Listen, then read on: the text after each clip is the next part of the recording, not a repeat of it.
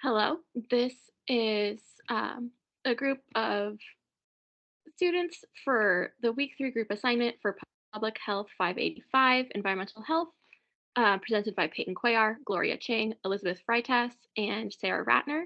We're going to be focusing on Toms River, New Jersey, as well as Bunker Hill Smelter, Idaho. For part 1, we are focusing on Toms River. For chemicals and routes of exposure at this Superfund site is trichloroethylene, or TCE, which is a metal cleaning solvent, which is a colorless volatile liquid that evaporates quickly. Typical routes of exposure for TCE would include breathing in contaminated air or drinking contaminated water. Working at a facility that uses the substance for metal degreasing means you are at a higher risk for exposure to TCE, as well as living near a facility that uses TCE or a hazardous waste site containing TCE means that you also have a higher exposure to this substance. The second chemical that we focus on was cadmium, which is a natural element that is found in the soil. Typically, routes of exposure for cadmium are eating foods containing high levels of cadmium, which are typically shellfish, liver, or kidney meats, as well as smoking cigarettes or breathing in cigarette smoke or contaminated air, as well as drinking contaminated water of cadmium. After this, I'll be passing it off to Gloria. So I'll be going over the susceptible populations and the modes of entry at Toms River. So while everyone in the town was exposed to pollutants due to the pollution being in the communal water supply, children were the most susceptible. It was a sudden increase in childhood cancers that first caught the townspeople attention to the issue. And among the children diagnosed, there were more females diagnosed with leukemia when their prenatal exposure to the water was significantly elevated. Also, people who live within half a mile of the leaks of the pipelines were also potentially at higher risk, although this was not tested and confirmed. So for the chemicals listed, ingestion was the primary mode of entry into the body for both TCE and cadmium. The dye residue was dumped directly into the river from 1952 to 1966, so the water of both the river and the two communal well fields at Parkway and Holly Street were both heavily exposed to pollutants. The Parkway site was also contaminated due to improper waste burial at Reich Farm. Exposure by air pollution was also suspected, and studies were done through modeling due to not being able to test at the time, but these were found to be inconclusive. And now I'll pass it on to Sarah.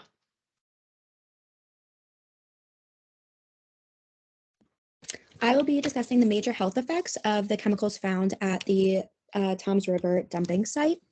So trichloroethylene, or TCE, causes the most serious acute effects to the central nervous system, causing neurological effects, which include dizziness, mood and behavioral changes, loss of coordination, sleepiness, headaches, and nausea. TCE damages the central nervous system by a solvent effect on lipid and protein components of the neural membranes. To switch over to long-term effects of TCE, it causes damage to organ systems such as the nervous system, the reproductive organs, and the liver and kidneys. TCE has been deemed a neurotoxin because in certain studies, it proved that TCE causes cranial and peripheral nerve damage. It is also a known carcinogen, as shown by studies done by the CDC. People who have exposure to high rates of TCE have higher risk rates of certain types of cancers, including bladder, kidney, liver, cervix, and lymphatic cancer, as well as non-Hodgkin's lymphoma and multiple myeloma. An interesting fact about TCE is that studies have shown that simultaneous alcohol consumption and trichloroethylene inhalation increase the toxicity in humans. Next is cadmium. Cadmium is a toxic metal that causes both acute and chronic health risks.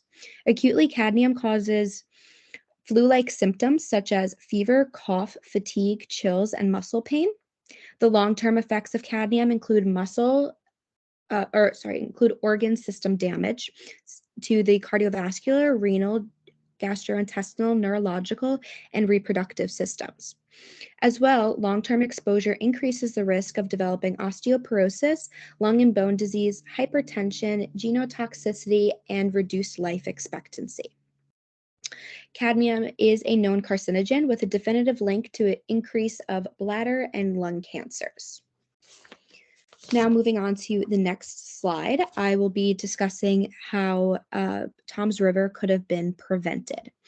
In 1953, the company Ciba Geigy opened a manufacturing factory that began the production of chemical dyes. From this factory, they had a lot of chemical waste, so they began dumping it. The town of Toms River was extremely excited to have this factory come and be built in their town due to having a poor economy and it being a very small town. Because they were so excited about it, though, they did not ask enough questions and do enough research about what could occur and what the consequences could be from a manufacturing plant being built within the town. Also, prevention could have took place if Ciba Geigy workers admitted that they knew the chemicals they were dumping into the water supply were harmful to humans.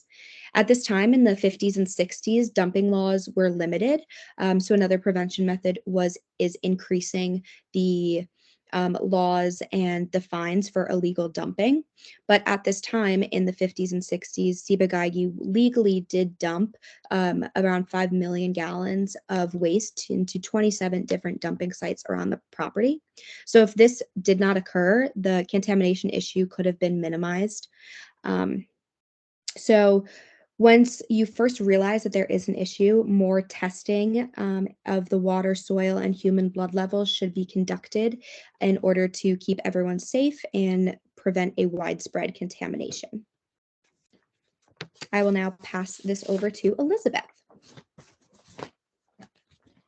Yes, thank you.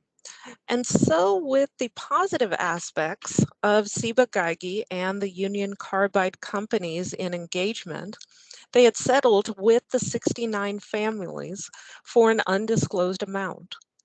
Alternatively, they denied responsibility for the cancer clusters in attempts to reduce their liability and their respective companies' actions.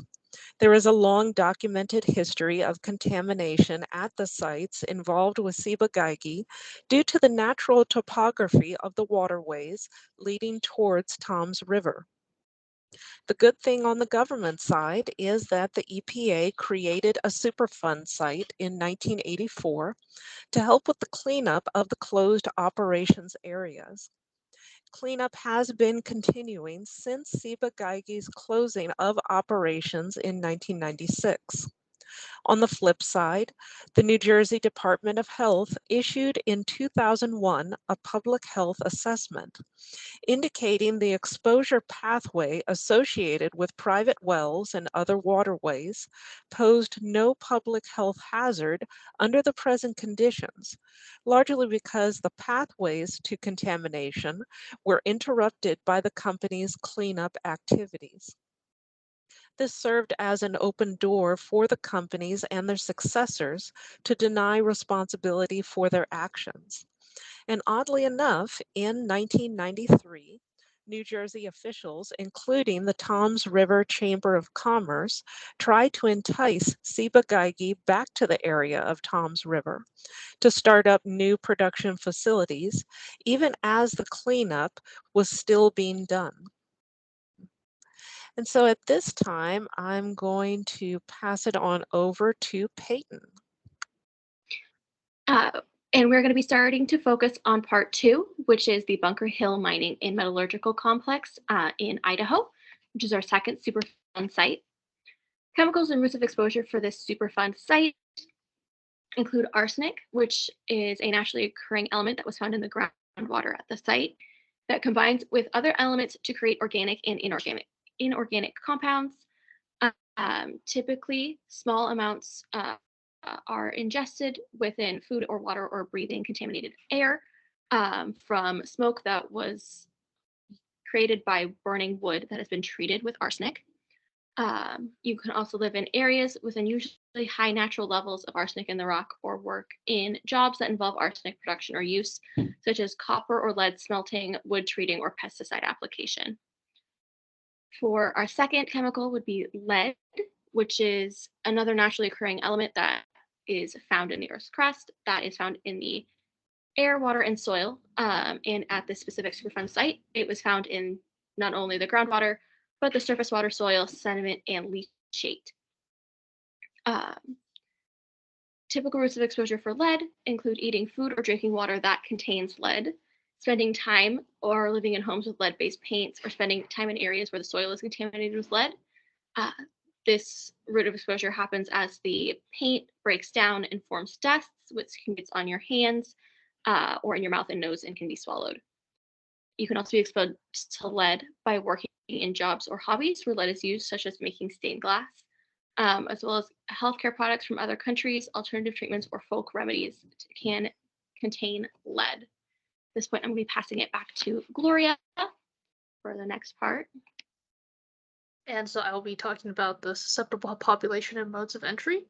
And so again, while the residents of the area are all susceptible, the young children, pregnant and nursing women, and unborn children were the most vulnerable. And the effects were mostly noticed in children due to lead's effects on brain development. And so for the potential modes of entry, it was the same for both of them through a combination of ingestion and inhalation.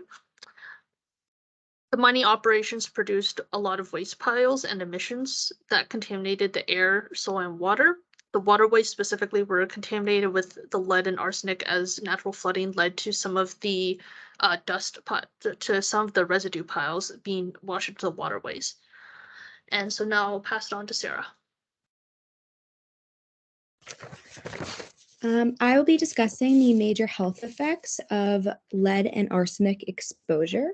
So to start off with, lead is a toxic metal that can lead to lead poisoning. The acute effects of lead exposure can cause acute hemolytic anemia by impairing heme synthesis and increasing the rate of red blood cell destruction. Acute exposure can also cause other symptoms such as abdominal pain, constipation, tiredness, depression, as well as weakness. Health risks of chronic lead exposure are kidney and heart disease and damage, but also causes reduced fertility and cancers. So lead is a known carcinogen. The normal blood lead level in adults is 10 microliters or micrograms per deciliter, and for children under the age of 6, it is 5 microliters per deciliter. Next, to go to arsenic. Arsenic is a toxic metal as well. Exposure can also lead to arsenic poisoning. The acute effects of arsenic always present in the similar way, starting with gastrointestinal symptoms such as nausea, vomiting, and diarrhea, followed by numbness, tingling of the extremities, muscle cramping, and even possible death if the dose and rate were high enough. The chronic effects are mainly a pigmentation change called melanosis, which is seen here on the left-hand side of your screen. It is where there are little areas of skin on the hands and the soles of the feet that become a lot darker in color due to the arsenic exposure. Arsenic is also a known carcinogen, and it is linked to skin, bladder, and lung cancer. So to go to how this mining site disaster could have been prevented, basically when the plant shut down in 1993, they left the storage tanks that contained residue and contaminated soil in place, so it began to leak more chemicals and contaminants into the ground until the plant was destroyed in 1996.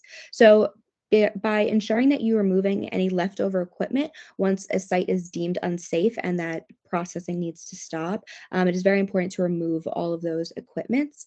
And then also, once you know that a site is contaminated, it is very important to assign designated areas that you should not go into. So in this case, at the mining site in Idaho, they put a 21 square mile radius around this site that was contaminated and removed the soil, planted new trees, and it showed a dramatic improvement in the blood lead levels. So overall, it's just important to educate and inform people of the warning signs of contamination to minimize how widespread the contamination is. And lastly, I'm going to pass this back over to Elizabeth to finish out the presentation. Thank you, Sarah. And so with the Bunker Hill Mining Complex in the Coeur d'Alene area of Idaho, the good things about the company is that they supported the community-wide cleanup of the areas. The introduction of a clean soil lead barrier reduced contamination from 750 milligrams per kilogram of soil down to 175 milligrams per kilogram. This cleanup activity helped reduce contamination by inhalation, reducing the amount of lead that would have become airborne from loose soils. On the bad side, the Coeur d'Alene Native American tribes still decided to sue the mining companies, for the blood lead levels were noted to have reduced significantly only after the smelter had been closed. The good side is that the government collaborated on these cleanup activities, helping reduce the blood lead levels from over 45% of children down to approximately 3% within about a 10-year span. And this is interesting.